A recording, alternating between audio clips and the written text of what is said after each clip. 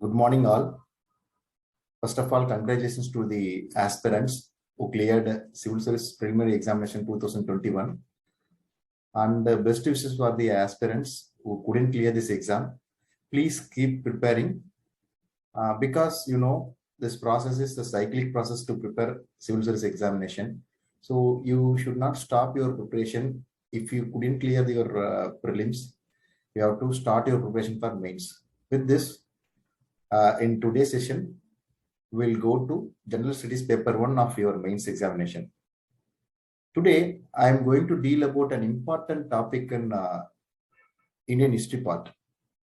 You all know Indian history part in General Studies paper 1 consists of Indian culture and Indian national movement.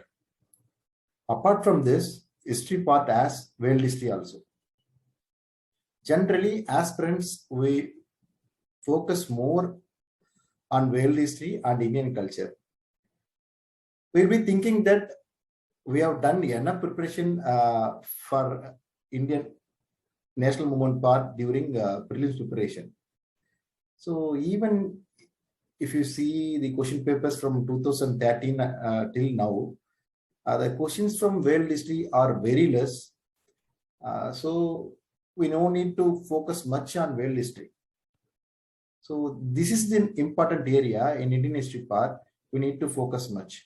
That too, as you need to give special focus about Mahatma Gandhi. In ethics part also, they are keep on asking about Mahatma Gandhi and as a personality and as a contributor to Indian national movement, we should know about Mahatma Gandhi in detail. சரிங்களா? So Mahatma Gandhi அப்படின்னு நம்ம இன்னைக்கு சொல்றோம். மோகன்தாஸ் கரம்சன் எப்படி become father of nation and Mahatma அப்படிங்கிறத பொறுத்து தான் நம்ம இன்னைக்கு கிளாஸே இருக்கு. இந்த விஷயத்த நம்ம அண்டர்ஸ்டாண்ட் பண்ணிட்டோம்னா கிட்டத்தட்ட இந்த இந்தியன் நேஷனல் மூவ்மெண்ட்ல இருக்கிற பாதி பார்ட்டை நம்ம அண்டர்ஸ்டாண்ட் பண்ணிட்ட மாதிரி ஆயிடும். சரிங்களா? So today class is about making of Mahatma. Mahatma எப்படி உருவானார் அப்படிங்கிறது தான் பார்க்க போறோம். மகாத்மா எப்படி உருவாங்கினார் அப்படின்னு பார்க்கும்போது நமக்குள்ள ஒரு கான்செப்ட் இருக்கு. என்ன எப்படி உருவானார் அப்படின்னு பார்க்கும்போது இந்த மேக்கிங் ஆஃப் மகாத்மாவை நான் இப்படி பார்க்கிறேன்.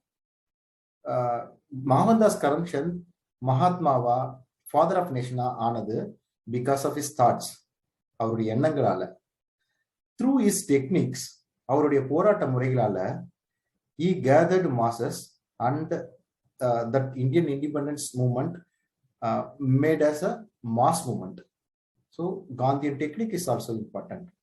Gandhi is a person who turns his experience as his experiments and made succeed through his experiments.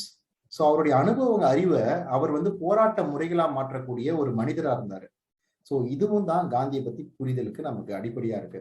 So காந்தியினுடைய எண்ணங்கள், காந்தியினுடைய போராட்ட முறைகள், காந்தியினுடைய அனுபவங்கள், காந்தியினுடைய முக்கியமான போராட்டங்கள், இதை பத்தி நம்ம தெரிஞ்சுக்கிட்டனாலே இந்தியன் நேஷனல் மூவ்மெண்ட்ல இருக்கிற பாதி பகுதியை நம்ம தெரிஞ்சிட்ட மாதிரி ஆயிரும்.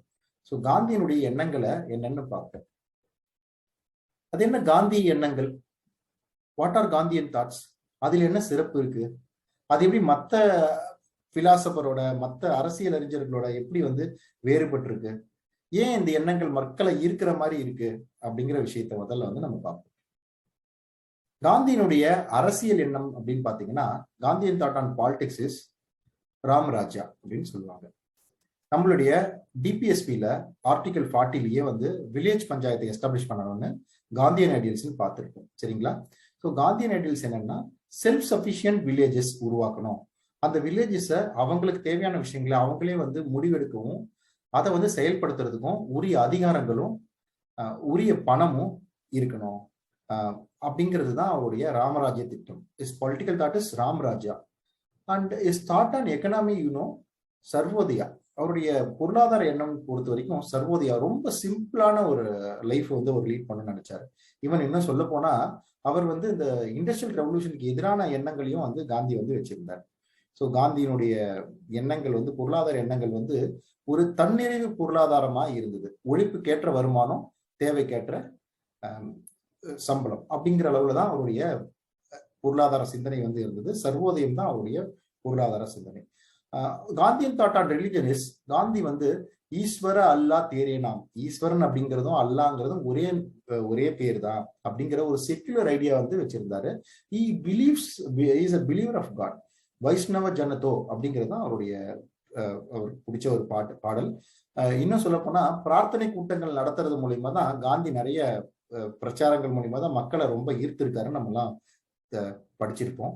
Gandhi is a believer of god and he claims himself as a orthodox Vaishnavite. So அந்த ஒரு எண்ணம் வந்து காந்தியினுடைய மதம் சம்பந்தப்பட்ட ரிலீஜியஸ் தாட்டா இருந்தது. அடுத்து காந்தியினுடைய கல்விக்கான எண்ணம், அவருடைய எஜுகேஷனல் தாட் அப்படின்னு பாத்தீங்கன்னா நைத்தலிம் அப்படின்னு சொல்லுவாங்க. That means basic education to all, அனைவருக்கும் அடிப்படை கல்வி. இந்த கல்வி முறை தான் பின்னாடி வந்து வாரதா எஜுகேஷன் சிஸ்டமா வந்து உருவாச்சு. இவருடைய எண்ணம் கல்வியில பாத்தீங்கன்னா நம்மளை பொறுத்த வரைக்கும் கல்வி அப்படிங்கிறது பள்ளி கல்வியா மட்டும் இருக்கு. ஸோ எஜுகேஷன் இஸ் கிளாஸ் ரூம்ல என்ன வந்து வகுப்பறையில என்ன நடத்தப்படுதோ அதுதான் வந்து கல்வி அப்படின்னு இருக்கு. காந்தி வந்து வித்தியாசமா சிந்திச்சாரு. என்னன்னா கல்வி அப்படிங்கிறது ஒரு மனுஷனுக்கு வந்து மாரல் வேல்யூஸை தர்றதா இருக்கணும், அடிப்படை புரிதல் சமூகத்தை பத்தி கொடுக்கறதா இருக்கணும். அப்ப அந்த கல்வி வந்து வெறும் வகுப்பறையில மட்டும் கிடைக்காது. வகுப்பறை, சமூகம் அண்ட் ஃபேமிலி இதெல்லாம் சேர்ந்துதான் வந்து முழுமையான ஒரு மனிதனை உருவாக்க முடியும் அப்படின்னு வந்து காந்தி சொன்னாரு. இப்பவுமே பாத்தீங்கன்னா நம்ம கோவிட் பீரியட்ல இன்னையிலிருந்து தான் வந்து November 1 இன்னையிலிருந்து தான் வந்து ஸ்கூல்ஸ் எல்லாம் ஃபுல் பிளட்ஜ்ல ஸ்டார்ட் ஆகுது. ஸோ இதுக்கு முன்னாடி வந்து ஸ்கூல்ஸ் இல்லையா அப்படின்னு பாத்தீங்கன்னா ஆன்லைன்ல வகுப்புகள் நடந்தது. ஸோ ஆன்லைன் கிளாஸஸ் நடந்துச்சு. ஸோ ஆன்லைன்ல வந்து கிளாஸஸ் தான் நடந்துச்சு, ஆனா ஸ்கூல் இல்லை. கிளாஸுக்கும் ஸ்கூலுக்கும் வித்தியாசம் இருக்கு. வீட்டுக்குள்ள நம்ம கிளாஸை கொண்டு வந்துட முடியும், ஆனா வீட்டுக்குள்ள நம்ம ஸ்கூலை கொண்டு வர முடியாது. ஏன்னா கிளாஸ் அப்படிங்கிறது வெறும் teacher student interaction, learning and teaching, இது மட்டும்தான் இருக்கு. ஆனா ஸ்கூல் அப்படிங்கிறது என்விரான்மெண்ட்டை குறிக்குது, நம்ம சுத்தி இருக்கிற என்விரான்மெண்ட். ஸ்கூலுக்கு போகும்போது என்ன பண்ணுவோம், சீனியர்ஸ் யாருன்னு தெரிஞ்சுப்போம், ஜூனியர்ஸ் யாருன்னு தெரிஞ்சுப்போம், அவங்களோட எப்படி பேசணும், எப்படி பழகணும், எப்படி வந்து ஷேரிங் அண்ட் கேரிங், உணவை மற்றவங்களுக்கு வந்து கொடுப்போம், மற்றவங்கள்ட்ட இருந்து வாங்கிப்போம். அப்புறம் வந்து என்விரான்மெண்ட் எப்படி இருக்கு நம்மளை சுத்தி, ஸ்கூலுக்கு போற வழி வர வழி, அப்புறம் போகும்போது வந்து சமூகத்தை புரிஞ்சுப்போம். இது எல்லாம் சேர்ந்ததுதான் வந்து பள்ளியில வந்து விளையாடவும் செய்யும். ஸோ ஸ்கூல் வேற, கிளாஸ் வேற. ஸோ இதுதான் வந்து காந்தியினுடைய எண்ணமா இருந்துச்சு. காந்தியின் எஜுகேஷன் தாட் இஸ் நைத்தலிம். அது என்ன காந்தியினுடைய எண்ணங்கள்ல வந்து என்ன சிறப்பு அப்படின்னு பாத்தீங்கன்னா எந்த சிறப்பும் இல்லை, அதுதான் சிறப்பே. காந்தியினுடைய எண்ணங்கள் மக்களினுடைய எண்ணங்களா இருந்தது. பெரும்பான்மையுடைய மக்களுடைய எண்ணங்களை காந்தி பிரதிபலிச்சார். அதுதான் காந்தியினுடைய எண்ணங்கள்ல சிறப்பு. சரிங்களா? ஸோ காந்தியன் தாட்ஸ் வேர் பீப்புள்ஸ் தாட். ஸோ யோசிச்சு பாத்தீங்கன்னா எக்கனாமியை பத்தி பேசும்போது அவர் வந்து மிக்ஸ்டு எக்கனாமி அப்படின்னு எல்லாம் பேசல. மிக்ஸ்டு எக்கனாமி நமக்கு என்ன தெரியும், இப்ப வந்து நம்ம புதுசா வந்து இந்த சிவில் சர்வீஸ் படிக்க வந்தப்போ தான் மிக்ஸ்டு எக்கனாமி அப்படின்ற டேம்லாம் கேள்விப்படுறோம். உண்மைதானே? ஸோ பாலிடிக்ஸ்ல பாத்தீங்கன்னா அவர் வந்து கம்யூனிசம், கேபிட்டலிசம் அந்த மாதிரியான விஷயங்கள்லாம் பேசல. மக்களுக்கு இந்தியன் கண்டிஷன்ல என்ன தேவைப்படும், இந்தியன் லிவ்ஸ் இன் வில்லேஜஸ் அப்படின்னு சொல்ற காந்தி இந்தியர்களுக்கு என்ன தேவைப்படும், இந்தியர்களுக்கு தெரிஞ்ச ஐடியல் யாரு, ஸோ அந்த ஐடியலை வச்சு நம்ம அதை ஒரு சிஸ்டமா கொண்டு வர முடியும் அப்படின்னு வந்து நினைச்சாரு. இப்போ ரிலிஜன்லயே கூட அவர் வந்து not an atheist, not an agnostic. So is a secular religious ideal வந்து வச்சிருந்தவர்.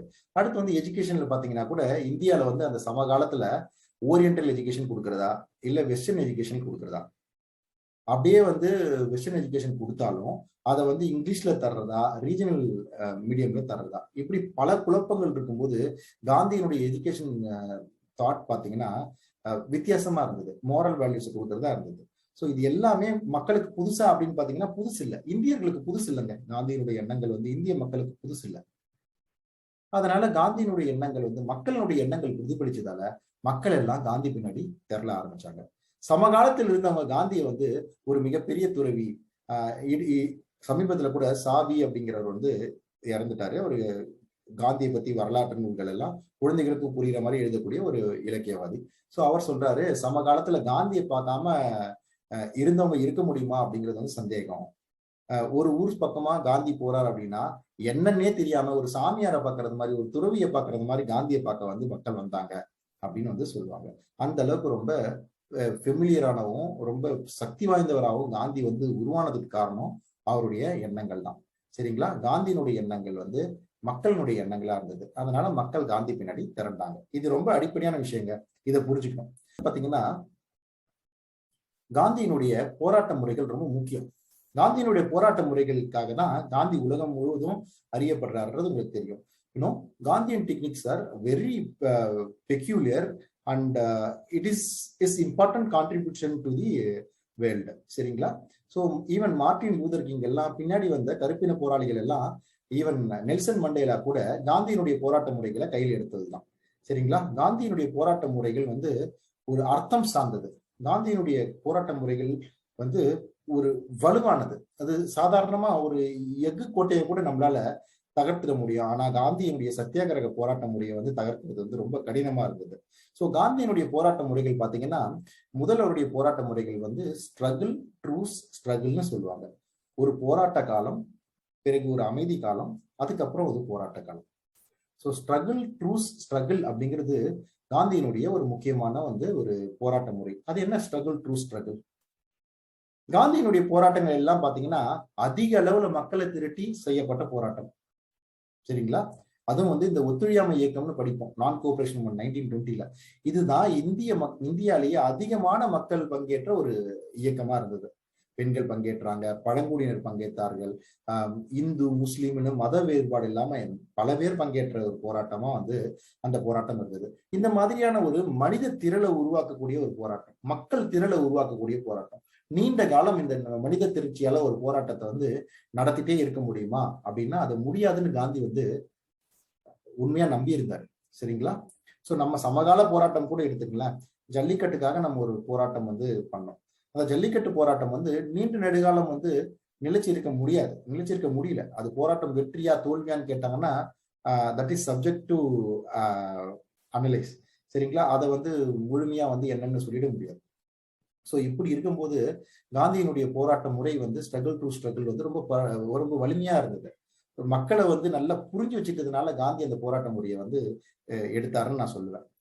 அப்படி என்ன போராட்ட காலம் அப்படின்னும் போது கடினமா வந்து மக்களை வந்து திரட்டி அவர் போராட வச்சாரு. கடினமான போராட்ட முறைகளை வந்து கொண்டு வந்திருந்தாரு ஸ்ட்ரகிள் பீரியட்ல. அதுக்கப்புறம் ஒரு அமைதி காலம்.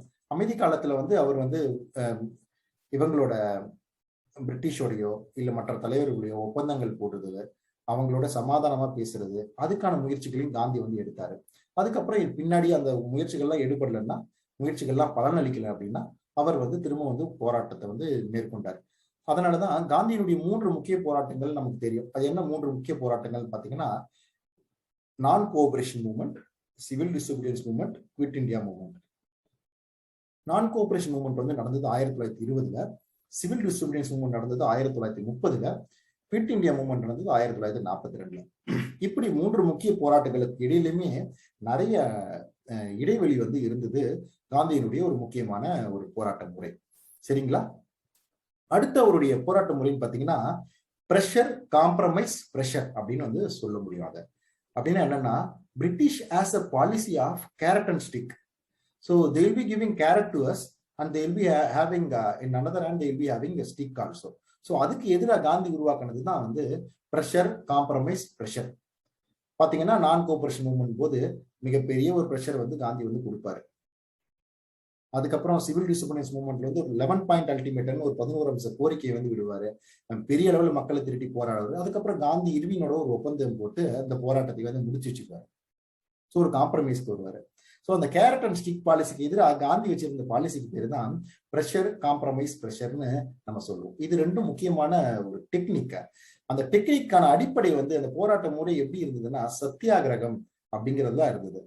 சத்தியாகிரகம் அப்படிங்கிற வார்த்தைக்கு என்ன மீனிங் அப்படின்னா, சத்தியாகிரகம் மீன்ஸ்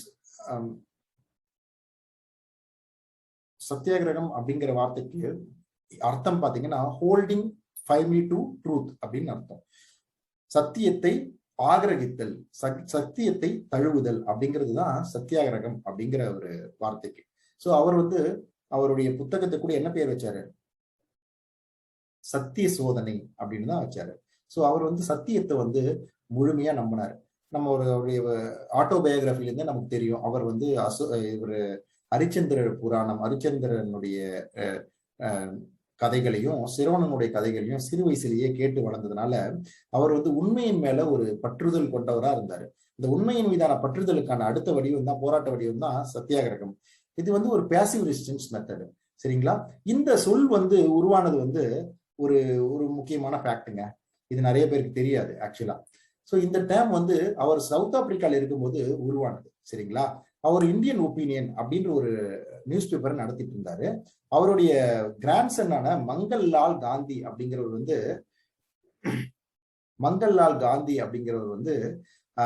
அவர் ஒரு போட்டியை வந்து நடக்கும்போது, அந்த இந்தியன் ஒப்பீனியன் போட்டியை நடத்தும் போது அதுக்கு ஒரு டைட்டில் வைக்கணுன்றதுக்காக சதாகிரகம் அப்படின்னா சதா பற்றி கொண்டிருப்பது அப்படிங்கிற ஒரு டேம்ல வச்சாரு. அதுல இருந்து வந்து காந்தி வந்து சத்தியாகிரகம் அப்படின்னு அந்த டேம் வந்து மாத்திட்டாரு. ஸோ அப்படி வந்ததுதான் அந்த சத்தியாகிரகம்ங்கிற வார்த்தை. அதுக்கப்புறம் அவருடைய மெத்தட் ஆஃப் ஸ்ட்ரகிள் பார்த்தீங்கன்னா அஹிம்சா. ஹி பிலீவ்ட் இன் அஹிம்சா. நான் வைலன்ஸை ரொம்ப நம்பினாரு. அவரு வைலன்ஸ்னால எதையும் அச்சீவ் பண்ண முடியாதுன்னு அவர் ஸ்ட்ராங்கா நம்பினாரு. இந்த விஷயத்துலதான் அவர் வந்து நிறைய அவரோட பத்தி சில கிரிட்டிசிசம்லாம் இருக்குங்க. உதாரணத்துக்கு அவர் வந்து நேதாஜி சுபாஷ் சந்திர போஸ்க்கு எதிராக இருந்தாரு அப்படின்னு சில பேர் சொல்லுவாங்க. சில பேர் வந்து அவர் பகத்சிங் அவர் நினைச்சிருந்தா காப்பாத்தி இருக்க முடியும், ஆனா பகத்சிங் அவர் வந்து காப்பாத்தல அப்படின்னு வந்து சொல்லுவாங்க.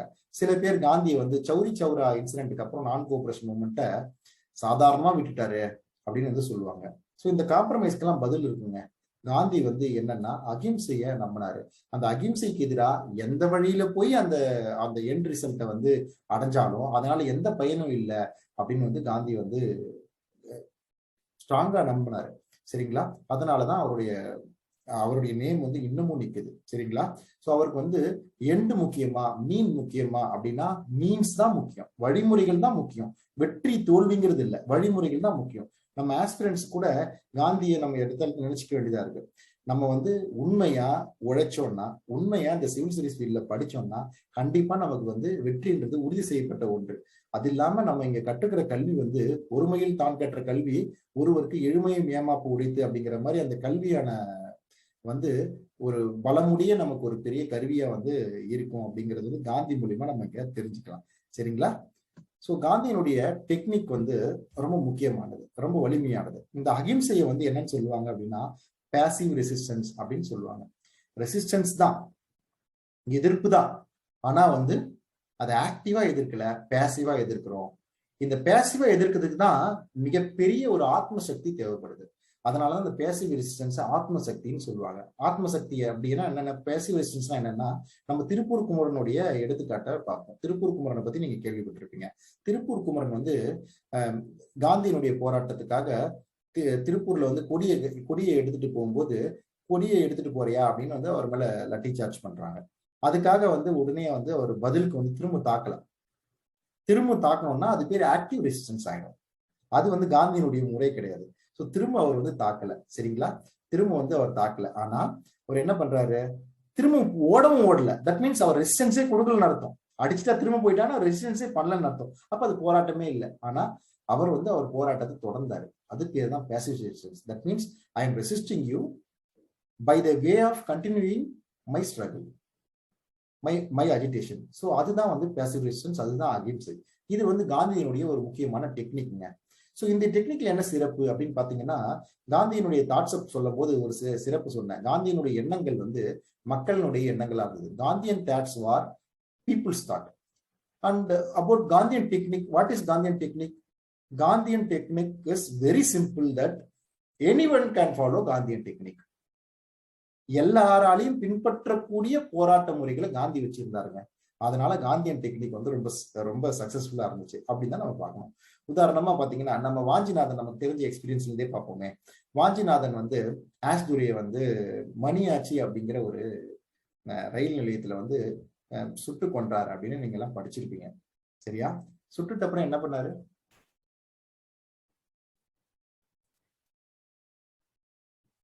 தன்னைத்தானே சுட்டுக்கிட்டு அவரு திரும்ப வந்து இறந்து போயிட்டாரு. ஏன் அந்த மாதிரி இறந்து போகணும்? அதுக்கு பேர் தான் வீரமா அப்படின்னு பாத்தீங்கன்னா, ஸோ அந்த மாதிரியான மெத்தட்ல காந்தி வந்து மக்களை திரட்டி இருந்தாருன்னா அது மிகப்பெரிய மக்கள் திரளான போராட்டமா இருந்திருக்காது. ஸோ சாதாரணமான ஒரு போராட்டமா, ரெவல்யூஷனரி டெரரிஸ்ட் எல்லாம் பண்ண போராட்டங்கள் எல்லாமே இப்படிதான் ஒரு தனிநபர்களுடைய போராட்டமா தான் இருந்துச்சு தவிர, அது ஒரு மக்களுடைய போராட்டமா, விவசாயிகளுடைய போராட்டமா, தொழிலாளர்களுடைய போராட்டமா, பெண்களுடைய போராட்டமா, ஜனநாயக உருவாக்கமா இல்லை. சரிங்களா? ஸோ இன்னொன்னு கூட சொல்லுவாங்க, இந்தியா வந்து பாகிஸ்தான், இந்தியா ரெண்டும் சமகாலத்தில் உருவான நாடுகள் தான். சரிங்களா? ஸோ இதுலயும் பாத்தீங்கன்னா பாகிஸ்தானுக்குள்ள இருக்கிற வேறுபாடுகள்னு பாத்தீங்கன்னா ரொம்ப குறைவு தான். ஆனா இந்தியாவுக்குள்ள இருக்கிற வேறுபாடுகள் ரொம்ப அதிகம். உதாரணமா யூரோப்ல ஒரு கண்ட்ரி ஜெர்மனிக்கும் டர்க்கிக்கும் இருக்கிற வேறுபாடை விட, இல்ல பிரான்ஸுக்கும் இட்டாலிக்கும் இருக்கிற வேறுபாடை விட பஞ்சாபுக்கும் தமிழ்நாடுக்கும் வேறுபாடு அதிகம். பெங்காலுக்கும் மகாராஷ்டிராவுக்கும் வேறுபாடுகள் அதிகம். இவ்வளவு வேறுபாடுகள் நிறைந்த நாடு ஒரு நாடாவே இருக்க முடியாது அப்படிங்கிற ஆர்வம் தான் நிறைய பேர் சொல்லிட்டு போனாங்க இந்தியா வந்து சுதந்திரம் கொடுக்கும்போது. ஆனா இந்தியா வந்து இன்னைக்கும் ஒரு நாடா நிக்குது. சமகாலத்துல சுதந்திரம் வாங்கின பாகிஸ்தான்ல பல முறை இராணுவ ஆட்சிகள் வந்திருக்கு. அது ஒரு சிறத்தன்மை இல்லாம நாடா தான் இருக்கு. இத்தனைக்கும் பெரும்பான்மையான ஒற்றுமையுடைய ஒரு நாடு பாகிஸ்தான். இந்தியால இவ்வளவு வேற்றுமைகள் இருந்தாலும் வேற்றுமையில் ஒற்றுமை உள்ள ஒரு நாடா இருக்கிறதுக்கு காரணம் வந்து முக்கியமா நான் காந்தின்னு சொல்லுவேன். ஏன்னா இந்திய ஜனநாயக உருவாக்கத்துல காந்தி வந்து ஒரு முக்கிய பங்காற்றினார். இந்தியாவில் வந்து இந்திய சுதந்திர போராட்டம் அப்படிங்கிறது வந்து வெறும் சுதந்திரத்துக்கான போராட்டமா மட்டும் இல்லை, நேஷன் இன் மேக்கிங்கா இருந்துச்சு. சரிங்களா? ஒரு நாடா நம்ம உருவகிச்சோம், ஒரு நாடா நம்ம உருவானோம். காந்தியினுடைய எந்த போராட்டமே காந்தி வந்து காங்கிரஸ் ஒர்க்கிங் கமிட்டிலையோ இல்ல காங்கிரஸ் மாநாடுகள்லயோ ஒப்புதல் வாங்காம அவர் நடத்தல. ஒரு ஜனநாயக ஒரு பாராளுமன்றத்துல எப்படி வந்து ஒரு ஒரு சட்டத்தையோ ஒரு பில்லையோ பாஸ் பண்ணுவாங்களோ அது மாதிரி தான் வந்து ஒவ்வொரு போராட்டத்தையும் முன்னெடுத்தாரு. சரிங்களா? சோ அந்த ஒரு ஜனநாயகமா வந்து வளர்ந்ததுனால ஒரு தலைவர், அதுக்கப்புறம் வந்து பிரதேச காங்கிரஸ் கமிட்டிகள்லாம் உருவாச்சு. அதுதான் பின்னாடி மாகாணங்கள்லாம் உருவாச்சு. இப்படி வந்து நம்ம இந்தியா அப்படிங்கிற நாடு வந்து வெறும் சுதந்திரம் வாங்குறதுக்கு மட்டுமான போராட்டமா இது இல்லாம இந்தியாங்கிற ஒரு நாடு உருவாகணும், அந்த நாடு உருவானா எப்படியாப்பட்ட நாடா இந்தியா இருக்கணும் அப்படின்ற கனவு கண்ட தலைவர்களால இந்தியா வந்து ஒரு மிகப்பெரிய ஒரு ஜனநாயக நாடா வந்து இன்னைக்கு திகழ்ந்துட்டு இருக்கு. அது காந்தியினுடைய பங்கெடுப்பும் காந்தியினுடைய இந்த போராட்ட முறையும் ரொம்ப முக்கியம். ஸோ இதனாலதான் காந்தியினுடைய போராட்ட முறைகள் வந்து ரொம்ப முக்கியமா நம்ம தெரிஞ்சுக்கணும். ஸோ காந்தியினுடைய எண்ணங்கள் வந்து மக்களினுடைய எண்ணங்களா இருந்தது. காந்தியினுடைய போராட்ட முறைகள் வந்து எல்லாராலையும் பின்பற்றக்கூடிய போராட்ட முறைகளா இருந்தது அப்படின்னு நம்ம பாக்குறோம். சரிங்களா? அடுத்து வந்து காந்தியை பத்தி சொல்லும் போது நான் சொல்லியிருந்தேன், காந்தி அவருடைய அனுபவங்களையே அவருடைய போராட்டங்களா மாத்திக்கக்கூடிய வல்லமை பெற்றவர் அப்படின்னு வந்து சொல்லியிருந்தேன். So Gandhi's experience is very important. Gandhi had experience in South Africa as well as in his early experience of in India. சரிங்களா? ஸோ இது ரெண்டுத்தையும் நம்ம வந்து தனித்தனியா வந்து பார்க்கணும். அவர் கற்றவை என்ன, பெற்றவை என்ன, அதுல இருந்து அவர் பலன் பெற்றவை என்ன, அதை எப்படி தேச பலனுக்காக அவர் மாற்றினார் அப்படிங்கிறத வந்து நம்ம பார்க்கணும். So what he learnt, how he utilized the techniques to Indian independence movement வந்து நம்ம பார்க்க போறது தான் காந்தியன் எக்ஸ்பீரியன்ஸ்னு பார்க்கணும். ஸோ இந்த காந்தியன் எக்ஸ்பீரியன்ஸ் வந்து சவுத் ஆப்பிரிக்கன் எக்ஸ்பீரியன்ஸ், இந்தியன் எக்ஸ்பீரியன்ஸ்னு ரெண்டா பிரிச்சு பார்க்கணும். சரிங்களா? அது என்ன சவுத் ஆப்பிரிக்கன் எக்ஸ்பீரியன்ஸ் அப்படின்னு பாத்தீங்கன்னா, காந்தி வந்து பாரிஸ்டர் பட்டம் பெற்ற உடனே இந்தியாவுக்கு திரும்ப வந்தாரு. இங்கிலாந்துல இருந்து லண்டன்ல இருந்து திரும்பி வந்தாரு. திரும்பி வந்ததுக்கு அப்புறம் இந்தியால வந்து ஒரு வழக்கறிஞரா சில நாட்கள் மட்டும் மும்பையில வந்து பிராக்டிஸ் பண்ணாரு. அதுக்கப்புறம் அவர் வந்து அவருடைய ஒரு கிளையண்ட் தாதா அப்துல்லா அப்படிங்கிற ஒருத்தருடைய வழக்குக்காக அவர் வந்து சவுத் ஆப்பிரிக்காவுக்கு செல்ல வேண்டிய ஒரு சூழல் வந்து ஏற்பட்டது. தென்னாப்பிரிக்காவுக்கு செல்ல வேண்டிய ஒரு சூழல் வந்து ஏற்பட்டது. அவர் வந்து 1893, அதாவது 1869 பிறக்கிறாரு. 79, 89, 94, 24 வயதுல ஒரு வழக்கறிஞரா வந்து சவுத் ஆப்பிரிக்காவுக்கு டர்பன்ற ஒரு இடத்துக்கு போறாரு. ஸோ அவர் யாருடைய லாயரா போறாரு அப்படின்னா, தாதாபாய் அப்துல்லா அப்படிங்கிற ஒருத்தருடைய ஒரு ஒரு முஸ்லீம் தொழிலதிபர், அவருடைய கேஸ்க்காக அவர் வந்து போறாரு. 23, 24 வயதுல வந்து போறாரு. அவர் வந்து 1894 அடுத்த வருஷமே அவர் வந்து திரும்பி வரக்கூடிய ஒரு பிளான்ல தான் அவர் போறாரு. ஆனா அவர் வந்து 1915 தான் இந்தியாவுக்கு வந்து திரும்பி வர்றாரு at the age of 45. So வந்து கிட்டத்தட்ட 93, கிட்டத்தட்ட ஒரு 22 வருஷம் வந்து அவர் வந்து சவுத் ஆப்பிரிக்காவில் இருக்க வேண்டிய தேவை ஏற்பட்டுச்சு. அது என்ன தேவை? உங்களுக்கு எல்லாம் தெரியும் ஒரு ஃபேக்ட். அவர் இந்தியாவுக்கு வந்த தேதி வந்து January 9, 1915. அந்த தேதியை தான் NRI டேவா, வெளிநாடு வாழ் இந்திய தினமா நம்ம வந்து செலிப்ரேட் பண்ணிட்டு வரோம். ஸோ அந்த தேதி ரொம்ப முக்கியம் ப்ரிலிம்ஸ் பாயிண்ட் ஆஃப் வியூல, அதை கொஞ்சம் தெரிஞ்சுக்கங்க. ஸோ இந்தியாவுக்கு வந்து அவர் திரும்பி வர்றதுக்கு முன்னாடி சவுத் ஆப்பிரிக்காவில் அவருக்கு என்னென்னலாம் அனுபவங்கள் ஏற்பட்டது அப்படின்னு பார்க்கணும். அதுல முக்கியமா வந்து அந்த பீட்டர் மெரிட்ஸ்பர்க் ரயில்வே ஸ்டேஷன் இன்சிடென்ட் அப்படிங்கிறது வந்து ரொம்ப முக்கியம். சரிங்களா? ஸோ அது உங்களுக்கு எல்லாருக்குமே தெரிஞ்ச கதை தான். ஸோ அதுல ஒன்றும் புதுசா சொல்றதுக்கு ஒன்றும் இல்லை. இந்த பீட்டர் மெரிட்ஸ்பர்க் ரயில்வே ஸ்டேஷன் இன்சிடென்ட் வந்து அவரை வந்து மிகப்பெரிய லெவல்ல ஒரு பாதிச்சு, அவரோட டிரான்ஸ்ஃபர்மேஷனுக்கு அது ஒரு முக்கிய ஒரு வினையூக்கியா இருந்தது அப்படின்னு வந்து சொல்லலாம். சரிங்களா? இந்த பீட்டர் மெரிட்ஸ்பர்க் இன்சிடென்ட் என்னன்னா, அவர் வந்து ஒரு வழக்கு சார்பாக suppose to travel to Pretoria from டர்பன்ற இடத்துல இருந்து அவர் பிட்ரோரியாவுக்கு போனோம். அவருக்கு வந்து அதுக்கான ஃபர்ஸ்ட் கிளாஸ் டிக்கெட் அவர்கிட்ட இருந்துச்சு. ஸோ ஃபர்ஸ்ட் கிளாஸ் டிக்கெட் அவர்கிட்ட இருக்கும்போது அவர் வந்து ஃபர்ஸ்ட் கிளாஸ் டிக்கெட் இதுல ரயில் பெட்டியில அவரால் பயணிக்க முடியல. ஏன்னா அவர் நிறைவேற்றுமை தான், ரேசிசம் தான் அதுக்கான காரணம். அவர் வந்து பீட்டர் மெரிட்ஸ்பர்க் அப்படிங்கிற ரயில்வே ஸ்டேஷன்ல படுக்கையோட தூக்கி வெளியே வீசப்பட்டார். ஸோ அது வந்து ரொம்ப முக்கியமா அவர் வந்து பாதிச்சது. அவரை பொறுத்த வரைக்கும் பெரிய அளவில் இந்த மாதிரியான ஒரு தாக்குதல்களை எதிர்கொண்டதில்லை. அவர் யங்கேஜா இருக்கும்போது அவர் லண்டன்ல போயிட்டாரு. லண்டன்ல வந்து ரொம்ப ரேஷனலான ஒரு சொசைட்டியை தான் அவர் வந்து பார்த்திருக்காரு. அவங்க பொலிட்டிக்கல் சிஸ்டமும் ரொம்ப வந்து ஒரு ஒரு ஃபார்வேர்ட் லுக்கிங் பொலிட்டிக்கல் சிஸ்டமா தான் இருந்துச்சு. ஸோ இங்கிலாந்து வந்து இப்படி பண்ண முடியுமா, இங்கிலாந்துல வந்து இந்த மாதிரி பேதங்கள் இருக்குமான்னு அவரால் வந்து ஊகிக்கவே முடியல. அந்த மாதிரி ஒன்று காலகட்டத்தில் தான் இந்த இன்சிடென்ட் வந்து நடந்துச்சு. சரிங்களா? ஸோ அவர் என்ன நினைச்சுக்கிட்டாரு அப்படின்னா, இங்க சவுத் ஆப்பிரிக்கால என்ன டிஸ்கிரிமினேஷன் நடக்குது அப்படிங்கறத வந்து இங்கிலாந்துக்கு வந்து தெரியாதனாலதான் இங்க இந்தியன்கள் என்ன கஷ்டப்படுறாங்கன்றது வெளியில தெரியல. So to say is Indians opinion to world to British the government also, he started a newspaper with the title called Indian Opinion அப்படிங்கிற ஒரு தலைப்பிலேயே நம்மளுடைய ஒப்பீனியனை சொல்றதுக்காக ஆரம்பிக்கப்பட்ட ஒரு நியூஸ் பேப்பர்ன்ற மாதிரி இந்தியன் ஒப்பீனியன் அப்படின்ற ஒரு நியூஸ் பேப்பரை அவர் ஆரம்பிக்கிறார். அதுக்கு முன்னாடியே 1894 நட்டால் இந்தியன் காங்கிரஸ் அப்படிங்கிற ஒரு அமைப்பை வந்து ஏற்படுத்துறாரு. நட்டால் இந்தியன் காங்கிரஸ் அப்படிங்கிற ஒரு அமைப்பை ஏற்படுத்துறாரு. நமக்கெல்லாம் தெரியும் இந்திய தேசிய காங்கிரஸ் வந்து 1885 ஏற்படுத்தப்பட்டது. அதுக்கு சற்று ஏறக்குறைய 10 ஆண்டுகள்ல நட்டால் இந்தியன் காங்கிரஸ்னு ஒரு அமைப்பை ஏற்படுத்தி அதனுடைய முதல் செயலாளரா அவர் வந்து ஆகிறார். சரிங்களா? இந்த நட்டால் இந்தியன் காங்கிரஸ் வந்து பல நல்ல செயல்களை செஞ்சிருக்கு, நிறைய இது வந்து நற்பணிகளை வந்து செஞ்சிருக்கு. அதுல ஒண்ணுதான் நட்டால் இந்தியன் ஆம்புலன்ஸ் கார்ப்ஸ் அப்படிங்கிற ஒரு இதை வந்து 1900 வந்து நடந்துச்சு. போயர் வார்னு ஒரு போர் நடக்கும் சவுத் ஆப்பிரிக்கால. போயர்ஸ் அப்படிங்கிற ஒரு ட்ரைபுக்கும் வந்து இங்கிலாந்து பிரிட்டிஷ் இந்த போர்சஸ்க்கும் வந்து நடக்கிற போர் வந்து போயர்ஸ் வார். இந்த போயர்ஸ் வார்ல வந்து இந்த இந்தியன் ஆம்புலன்ஸ் சர்வீஸ் வந்து நட்டால் இந்தியன் ஆம்புலன்ஸ் சர்வீஸ்க்காக காந்தியை பாராட்டி 1915 அவருக்கு கெய்சர் இ ஹிந்த் அப்படின்ற ஒரு பட்டத்தை வந்து கொடுப்பாங்க. அதை வந்து ஜாலியன் வாலாபாக் மெசாக்கர் போது அவர் அந்த பட்டத்தை வேணான்னு வந்து திறந்துருவார். அது ஒரு ஃபேக்டுங்க, அதை தெரிஞ்சுக்கணும். சரிங்களா? ஸோ 1904 வந்து அவரு டால்ஸ்டாயுடைய போரும் அமைதியும் அப்படின்ற புத்தகம் மூலியமாவும் நிறைய வந்து அவர் டால்ஸ்டாயால ஈர்க்கப்பட்டு ஜஸ்டின், தோரோ, ரஸ்கின், டால்ஸ்டாய் அப்படிங்கிற ஒரு எழுத்தாளர்கள் எல்லாம் அவர் நிறைய வாசிச்சிருந்தாரு.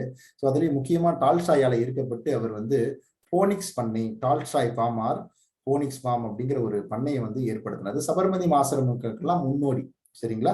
சபர்மதி ஆசிரமம் போல ஒரு ஆசிரம சிஸ்டத்தை ஏற்படுத்தினாரு. அதுக்கு வந்து போனிக்ஸ் ஃபார்ம் அல்லது டால்ஸ்டாய் ஃபார்ம் அப்படிங்கிற ஒரு பேர் வந்து வச்சாரு. 1903 அவர் வந்து இந்தியன் ஒப்பீனியன் அப்படிங்கிற ஒரு பேப்பர் ஆரம்பிச்சாரு. அதை பத்தி நான் உங்களுக்கு முன்னாடியே சொல்லிட்டு இருந்தேன். 1906 அவர் பிரம்மச்சரிய விரதத்தை வந்து கடைபிடிச்சார். பிரம்மச்சரிய விரதத்தை வந்து அவர் கடைபிடிச்சார். 1906-7 வந்து ஒரு டிஸ்கிரிமினேட்டரி ஒரு சட்டம் வந்து போடுறாங்க, சட்டம் வந்து இயற்றுறாங்க சவுத் ஆப்பிரிக்கால. என்ன சட்டம் அப்படின்னு பாத்தீங்கன்னா, ஒரு புதிய சட்டம். என்ன சட்டம் அப்படின்னா, இந்தியன்ஸ் வந்து கம்பல்சரியா எப்பவுமே ரிஜிஸ்ட்ரேஷன் சர்டிபிகேட்டை வச்சிருக்கணும். ஸோ காந்தி வந்து அங்கதான் முதல் முறையா அவரோட பேசிவ் ரெசிஸ்டன்ஸ், அவருடைய அகிம்சை சத்தியாகிரக போராட்ட முறையை வந்து எடுக்கிறாரு. அவர் வந்து அந்த ரெஜிஸ்ட்ரேஷன் சர்டிபிகேட் எல்லாம் கொளுத்தணும் அப்படின்னு வந்து இந்த நட்டால்ல ஒரு டர்பன்ல தியேட்டர்ல வந்து அதை வச்சு கொளுத்துறாரு. அதை தொடர்ந்து வந்து மக்கள் எல்லாரும் வந்து கொளுத்தி அவரே வந்து முதல் போராட்ட அந்த சத்தியாகிரக போராட்டத்தை வந்து ஆரம்பிக்கிறாரு. இது ரொம்ப முக்கியமான நிகழ்வு, காந்தியினுடைய வரலாற்றுல ரொம்ப முக்கியமான நிகழ்வு, பர்னிங் ஆஃப் இந்த ரெஜிஸ்ட்ரேஷன் சர்டிபிகேட். சரிங்களா? அந்த தியேட்டர் பேர் வந்து எம்பையர் தியேட்டர், ஜோகனஸ்பர்க். சரிங்களா? ஸோ அங்க வந்து கடவுளின் பேரால் மக்கள் வந்து இந்த கருப்பர்களுக்கான சட்டத்தை வந்து எதிர்க்கிறோம் அப்படின்னு வந்து ஒரு உறுதி எடுத்துட்டாங்க. சரிங்களா? ஸோ அதுக்கு இல்லாம 1909 அவர் வந்து ஹிந்து ஸ்வராஜ் அப்படிங்கிற ஒரு புக்கை எழுதுறாரு. அந்த புக்கை எழுதப்பட்ட சம்பவம் எப்ப நடக்கும் அப்படின்னா, கில்டோனன் கேஸ்டில் அப்படின்ற ஒரு ஷிப்ல வந்து அவர் இங்கிலாந்து பயணம் போயிட்டு இருக்கும் போது அவர் அந்த புத்தகத்தை வந்து ஹிந்து ஸ்வராஜ் அப்படிங்கிற அவருடைய பொலிட்டிக்கல் ஐடியாலஜிஸ் எல்லாம், அவருடைய அரசியல் எண்ணங்கள் எல்லாம் தெரிவிக்கிற ஒரு புத்தகத்தை வந்து எழுதியிருப்பாரு. 1913 வந்து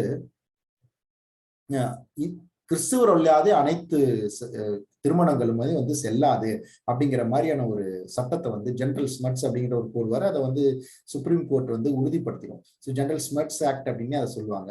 ஸோ அப்படி தட் மீன்ஸ் என்னன்னா, ஸோ ஆல் நான் Christian marriage which doesn't have a habit of registering their marriages are not a legal marriage. அது வந்து that is not a legal contract அப்படிங்கிற ஒரு சட்டம் தான் அந்த சட்டம். ஸோ அந்த சட்டத்தை எதிர்த்து வந்து காந்தி வந்து போரிடுறாரு. அந்த சட்டத்துக்கு வந்து தளபதியா தன்னுடைய மனைவியான கஸ்தூர்பா காந்தியை அவர் வந்து வழிநடத்த சொல்லி, அவர் எமோஷனலி இன்டெலிஜென்ட்டா நம்ம இந்த எத்திக்ஸ் பேப்பர் எல்லாம் படிப்போம். Emotional intelligence, what is emotional intelligent அப்படின்னா, எமோஷனே ஆகாம இருக்கிறது வந்து எமோஷனல் இன்டெலிஜென்ட் இல்லை. சரிங்களா? நம்மள தமிழ்ல வந்து மெய்ப்பாடுகள்னு படிப்போம். அந்த மெய்ப்பாடுகளை தான் வந்து எமோஷன்ஸ் வந்து சொல்றோம். மெய்ப்பாடுகள் இதுல வந்து சமஸ்கிருதத்துல வந்து நவரசம் அப்படின்னு சொல்றான். சாந்தம் தவிர மீதி எல்லா 8 வகையான மெய்ப்பாடுகள் நம்ம கிட்ட இருக்கு. நகையே, அழுகை, உவகை, வெறுக்கை, வெட்கம், பெருமிதம் அப்படின்னு நிறைய நம்மளுடைய எமோஷன்ஸ் இருக்கு. எமோஷனே ஆகாம இருக்கிறது பேர் எமோஷன் இன்டெலிஜென்ட் இல்லை. நம்மளுடைய எமோஷன் என்னன்னு தெரியணும். நம்ம எப்போ கோவப்படுவோம், எப்போ சந்தோஷமா இருப்போம், எப்போ சிரிப்போம் அப்படின்றது தெரியணும். ஸோ அந்த எமோஷன் எதிரில் இருக்கிறவன் எவ்வளவு தூரம் வந்து பேசினா சிரிப்பான், எவ்வளவு தூரம் பேசினா கடுப்பாவான் அப்படின்னு தெரியணும். சரிங்களா?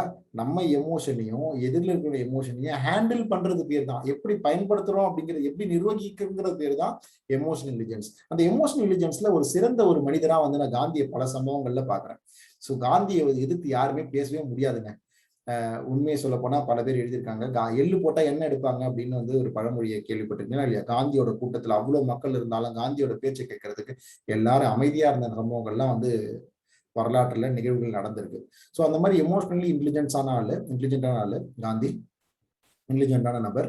ஸோ இவர் வந்து இந்த சம்பவத்தின் போது நம்மளுடைய திருமணமே செல்லாத திருமணம்னு சொல்றாங்கன்ற மாதிரி அவரோட மனைவியை வந்து அவர் கேன்வாஸ் பண்ணி அவங்களையே இந்த போராட்டத்துக்கு வந்து தளபதியா நிர்ணயிக்க கூடிய அளவுல வந்து அவருடைய எமோஷனல் இன்டெலிஜென்ஸ் வந்து இருந்துச்சு.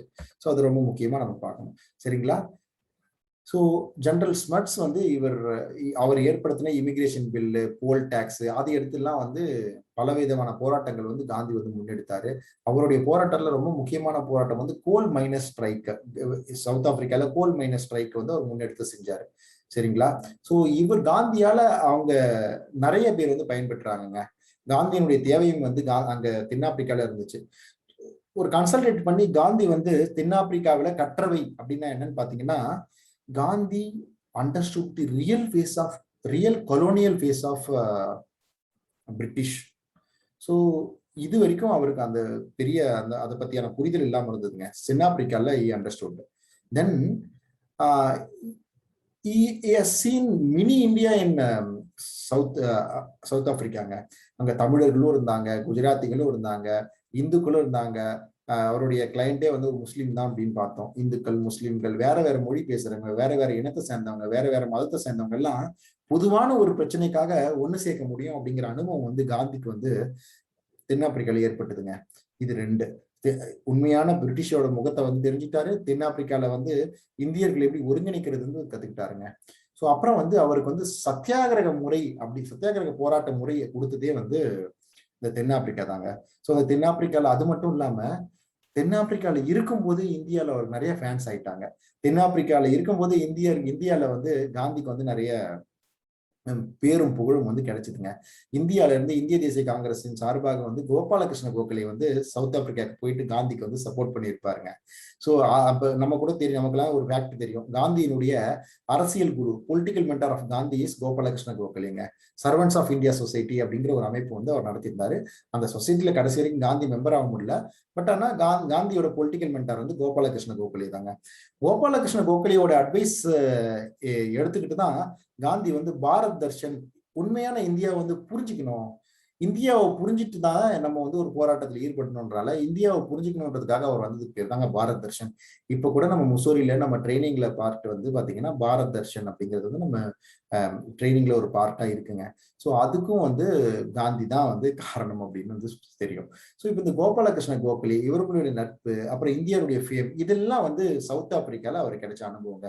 இந்த 4-5 விஷயங்களை நம்ம வந்து புரிஞ்சுக்கணும். சரிங்களா? அப்புறம் இந்தியாவுக்கு வந்தார் காந்தி. என்னைக்கு சொல்லியிருந்தேன்?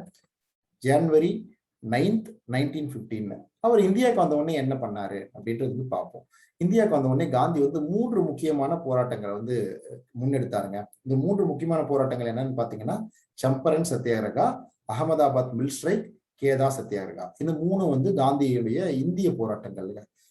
ஒரு முக்கியமான ஒரு காந்தி வந்து இந்தியாவில எப்படியாப்பட்ட தலைவர் அப்படின்னு தெரியறதுக்கு, இந்தியர்களை பத்தி காந்தியும் தெரிஞ்சுக்கிறதுக்கு இந்த போராட்டங்கள்லாம் வந்து காரணமா இருந்துச்சுங்க. சரிங்களா? சோ இது வந்து பிரிலிம்ஸ்லயே அடிக்கடி நம்மள்ட்ட கேட்கிற கொஸ்டின்ஸ். காந்தி வந்து முதல்ல என்ன போராட்டத்தை பண்ணாரு, அடுத்து என்ன போராட்டம் பண்ணாரு, அடுத்து என்ன பண்ணாரு அப்படின்ற ஆர்டர்ஸ் எல்லாம் வந்து பிரிலிம்ஸ்ல கேட்பாங்க. அந்த குரூப் 1 எக்ஸாம்ஸ்லாம் கேட்டுட்டு இருப்பாங்க. சோ அதுக்கு வந்து நம்ம கேக் அப்படின்னு ஞாபகம் வச்சுக்கலாங்க. சி ஃபார் சம்பரன் கேக்ல, A for Ahmedabad, K H A Kheda வந்து அடுத்து தேர்டு. ஸோ கேக் அப்படின்னு வந்து ஞாபகம் வச்சுக்கிட்டா 1 2 3ன்னு இதை நம்ம ஆர்டர் பண்ண முடியும். ஸோ ஒரு மூமெண்ட்டும் இப்போ வந்து இன் டீட்டெயில் நம்ம வந்து பார்ப்போம். முதல்ல வந்து